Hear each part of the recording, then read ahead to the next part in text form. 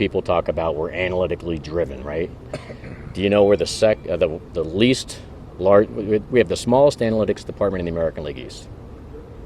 Is that a shocker to you guys? We have the largest pro scouting department in all of baseball. Is that a shocker to you, to everybody? Shouldn't be, but no one's doing their deep dives. They're just throwing ammunition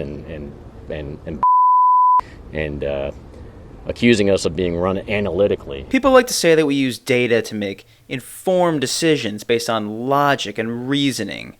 Well, I'm here to tell you that we don't. Is that a shock to anyone here? Shouldn't be.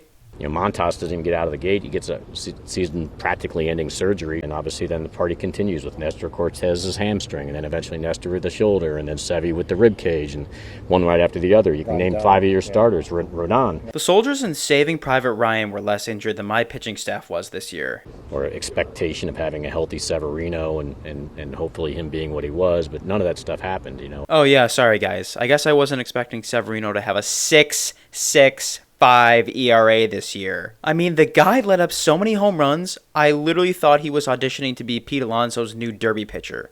Got to get Stanton up and running again, you know, and hopefully, you know, this past year, because the one thing he's injury prone. We all have lived and known that, but he's never not hit when he's playing, and this year is the first time that's happened. You think I want to play a guy who can't hit, can't field, can't run, and is making $32 million a year? Hell no. But I have to use a roster spot on him because I traded for him. And I refuse to accept the fact that it was a dumb decision. You hear about, you know, we don't bunt enough. We didn't lose 80 games because we didn't bunt enough. That doesn't mean we can't obviously adjust more. We're teaching bunting. I know Hal talked about it on your call, I heard. You know, but that's not why we lost in 23. It's not. Listen, I get all my GM advice from Brad Pitt and Moneyball, and he didn't let his players bunt. So what makes you think I would let mine bunt?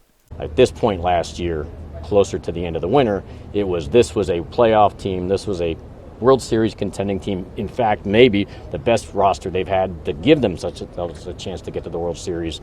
And the same people now are talking about roster construction and too much analytics. Let's not forget the fact that people were saying this was the greatest roster in the history of baseball. People were saying, wow, that Brian Cashman is the greatest GM to ever live. We don't need to get bogged down by the details of what, actually happened during the season. The important part to remember is that on paper in the winter, that roster was awesome. I'm proud of our people, and I'm proud of our process. Doesn't mean we're firing on all cylinders, doesn't mean we're the best in class, but I think we're pretty good personally. And I'm proud of our people, and I'm also looking forward to 24 being a better year than 23. We're pretty good.